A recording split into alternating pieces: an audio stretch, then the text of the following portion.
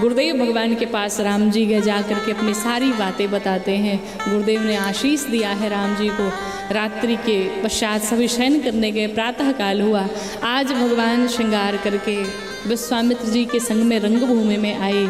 जैसे ही रंगभूमि में आए, जनक जी जो सबसे ऊंचा सिंहासन था उस सिंहासन पर विराजमान किया राम जी, लक्ष्मण जी, विश्वामित्र जी को।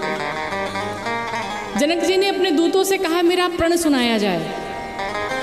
दूतों ने प्रण सुनाया। द्वीप द्वीप के राजा यहाँ उपस्थित हैं, मेरे महाराज ने किसी को निमंत्रण नहीं दिया है, बल्कि सब प्रण सुन सुन करके आए हैं। कोई अहंकार नहीं करेगा। क्यों? अगर आपके भुजाओं का बल चंद्रमा है तो आपके भुजाओं के बल को अपना ग्रास बनाने के लिए शिव जी का पिनाक उपस्थित है। राज समाज आज जो ही तोरा, आज इस समाज में जो शिव जी के पिनाक को खंड खंड करेगा, उसी से हमारी श्री जानकी जी का विवाह होगा। जैसे ही प्रण सुनाया गया, जितने राजा थे सब अपने अपने स्थान से दौड़ दौड़ करके जाने लगे। कोई व्यायाम करने लगा, कोई पटका बांधने लगा, कोई अपने इष्ट देव को मनाने लगा। पर परिणाम क्या हुआ? तोड़ना तो बड़े दूर की बात है, किसी से तिल मात्र हिला तक नहीं कि परिकर बांधि उठे अकुलाई, चले इष्ट देवन सिरनाई, तमकिता की तक सिउधन धरई, उठई न कोटि भांति बलु करे। किसी से तिल मात्र हिला तक नहीं। कहते उस सभा में 10,000 राजा उपस्थित थे। जब एक राजा तोड़ने के लिए जाता था तो 9,999 राजा मनाते थे, हे भगवान इससे मत तोड़वाइए, इससे मत टूटने पाए। अब कहाँ एक राजा की प्रार्थना, कहाँ 9,999 की प्रार्थना। किसी से तिल मात्र धनुष हिल तक नहीं पाया। सबने ये प्रण किया, एक काम करो चलो सब मिल करके तोड़ देते हैं। एक राजा ने कहा ये बताओ, तोड़ तो देंगे, टूट भी जाएगा, लेकिन विवाह किससे होगा? 10,000 से होगा? सबने कहा चिंता मत करो, पहले तोड़ देते हैं, फिर आपस में युद्ध करेंगे, अंत में जो एक बच जाएगा उसी से विवाह होगा। निर्णय लिया गया, सभी राजा पहुंचे।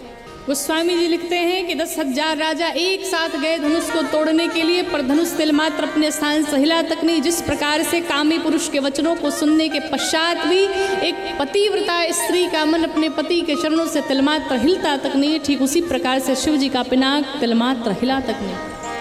सभी अपनी कीर्ति गंवा करके वापस बैठ गए। जनक जी ने देखा, जनक जी को बड़ी ग्लानि हुई, उठे अपने स्थान से।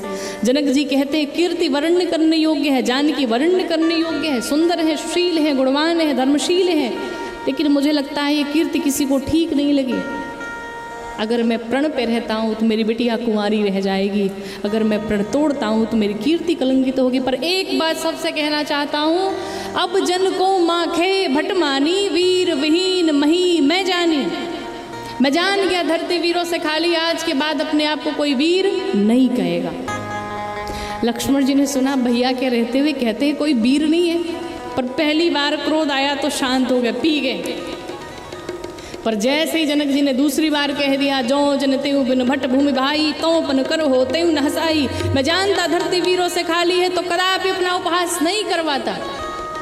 लक्ष्मण जी ने जैसे ही सुना इतना बड़ा अपमान भैया के रहते हुए, लक्ष्मण जी खड़े हो गए अपने स्थान पे, गुरुदेव को प्रणाम किया, राम जी को प्रणाम किया। पर लक्ष्मण जी का क्रोध ऐसा फूट पड़ा है कि लक्ष्मण जी की भौवें टेढ़ी हो गई, आंख मानो लाल लाल अंगारे बरसा रहे हो, होठ फड़फड़ाने लगे। गोस्वामी जी लिखते हैं कि माँ खे लखन कुटिल भई भव है, रदपट फरकत नय नरिसम है। लक्ष्मण जी क्रोधित हैं। लक्ष्मण जी कहते हैं जिस सभा में रकुल का एक छोटा सा बालक भी उपस्थित होता है, उस सभा में ऐसे शब्दों का कोई प्रयोग तक नहीं करता है, और भैया के रहते हुए जनक जी ने ऐसे शब्दों का प्रयोग किया। एक बार आप आदेश करिए तो मैं बता सकता हूँ कि मैं क्या कर सकता हूँ, पर जो भी करूँगा आपकी कृपा से करूँगा। लक्ष्मण जी बोल पड़े, कहते हैं तोरो छत्र कदंड जिमे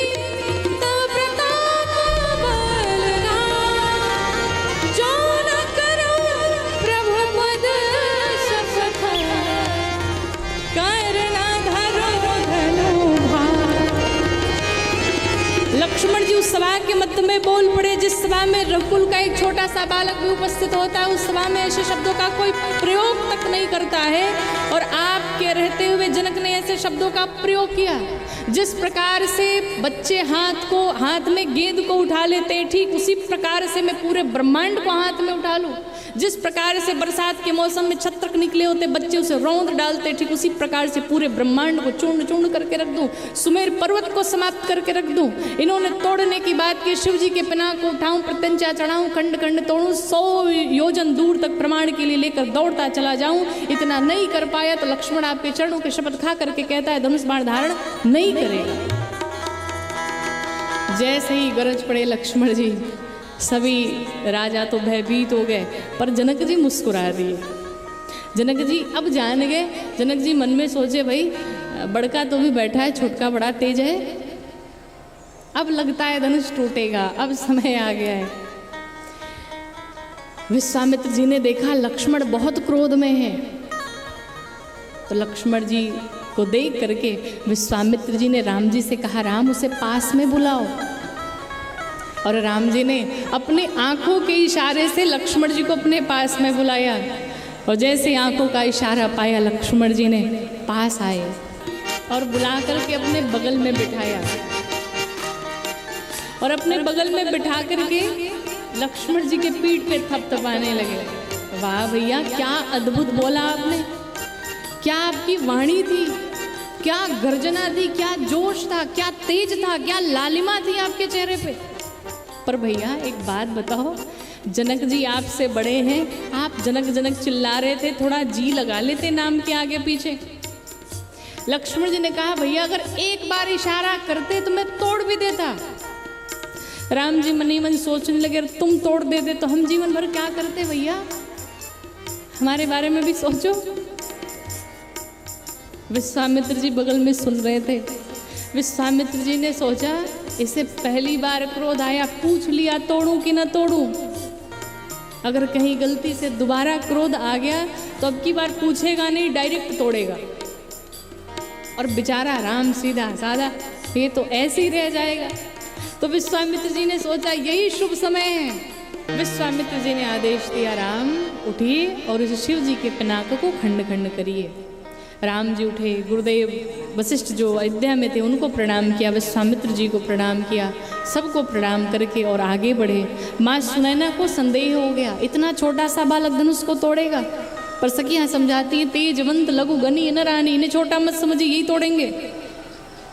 राम जी पहुँचे और जाकर के धनुष की 5 बार परिक्रमा की। जानकी मैया मनाने लगी, हे गौरी मैया, हे पार्वती मैया, धनुष से कहिए ना थोड़े हल्के हो जाएं, आपके पति की धनुष है। शंकर भगवान से, हे शंकर भगवान धनुष से कहिए थोड़े हल्के हो जाएं। हे गणपति भगवान इनसे कहिए ना आपके पिता की धनुष से थोड़े हल्के हो जाएं, इतने हल्के हो जाए मेरे राम जी तोड़ दे। पर किसी ने नहीं सुना तो धनुष भगवान के पास गई। धनुष भगवान अब आपसे उम्मीद है, अब ये पास में आ गए, कहीं ऐसा ना हो इनसे भी न टूटे वापस चले जाएं, फिर मेरा क्या होगा। प्रभु इनसे कहिए थोड़े हल्के हो जाएं। धनुष भगवान ने कहा कितने हल्के, कहा जितना हल्का हो सकते हैं। अच्छा 1 किलो के हो सकते, इतना नहीं उठा सकते। अच्छा आधा किलो उठा सकते, कहा इतना भी नहीं उठा सकते। धनुष भगवान सोचे इतना भी नहीं उठा सकते तो क्या तोड़ेंगे ये धनुष। जानकी मैया कहती हैं मैं अपने प्रभु के स्वभाव को जानती हूँ, वो इतने सुकुमार हैं, इतने सुकुमार हैं कि जिनको पुष्प लेने में भी पसीने छूटते हैं। वाटिका में देखा है पुष्प ले रहे थे, इन्हें पसीने छूट रहे थे, ये क्या धनुष तोड़ पाएंगे। धनुष भगवान ने कहा फिर अपना भार क्या करूं। जानकी मैया ने कहा यहाँ जितने कपटी राजा बैठे सबके माथे पर अपना भार डाल दो। धनुष भगवान ने अपना सारा भार कपटी राजाओं के माथे पर डाल दिया। और जैसे ही भगवान राम मध्य में आए, शिव जी के पिनाक के मध्य में पहुंचे और लक्ष्मण जी धरती को दबाने लगे। हे कच्छप, हे वारा, हे शेष, हे दिग्गज, हे दिग्पाल, सब मिलकर के पृथ्वी को पकड़ लो, कहीं ऐसा न हो भगवान राम धनुष को तोड़े और ये पृथ्वी ऊपर आ जाए। जैसी इतनी सी बात कही भगवान राम ने, मध्य में आकर के एक बिजली की कड़क हुई और उसी बिजली की कड़क में भगवान ने प्रत्यंचा चढ़ाया, धनुष को उठा करके प्रत्यंचा चढ़ा करके शिव जी के पिनाक को खंड खंड कर डाला। बोलो राम लला सरकार की। चारों तरफ शोर मच गया, चारों तरफ सभी प्रसन्न हो गए, आनंदित हो गए। इधर सखियाँ श्री जानकी जी को लेकर के आती हैं, जानकी जी हाथ में वरमाला लेकर के आती हैं। राम जी के पास जब पहुँची तो मन ही मन एक वार्ता हुई। जानकी जी राम जी से कहती हैं, प्रभु एक बात बताओ। पूछिए। जानकी जी ने कहा, ये बताइए खेती सूख जाए उसके बाद खूब बारिश हो, कोई मतलब है क्या? राम जी ने कहा नहीं। तो मैया जानकी ने कहा, अगर हम मर जाते और बाद में आप तोड़ते तो क्या कर लेते? तो राम जी ने कहा, हम तोड़ने थोड़ी आए थे, हम तो देखने आए थे।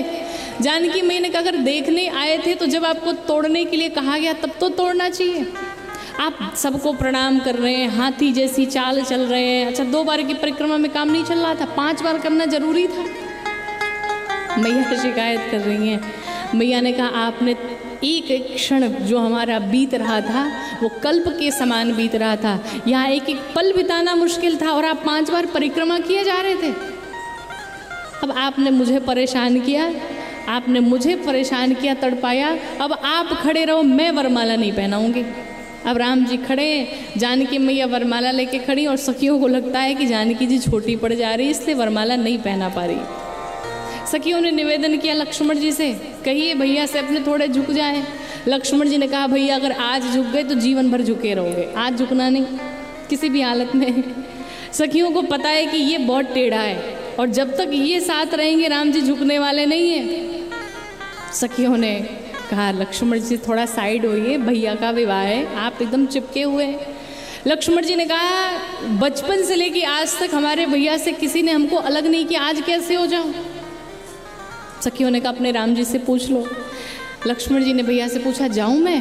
राम जी ने कहा, देखो ससुराल है, कुछ कह नहीं सकते और ससुराल में वैसे भी अच्छों की बोलती बंद हो जाती है, तो आज हम भी कुछ नहीं कह सकते, शांति ही रहना पड़ेगा। राम जी से जैसे लक्ष्मण जी अलग हुए, सखियाँ आकर के राम जी को गाली सुनाने लगी।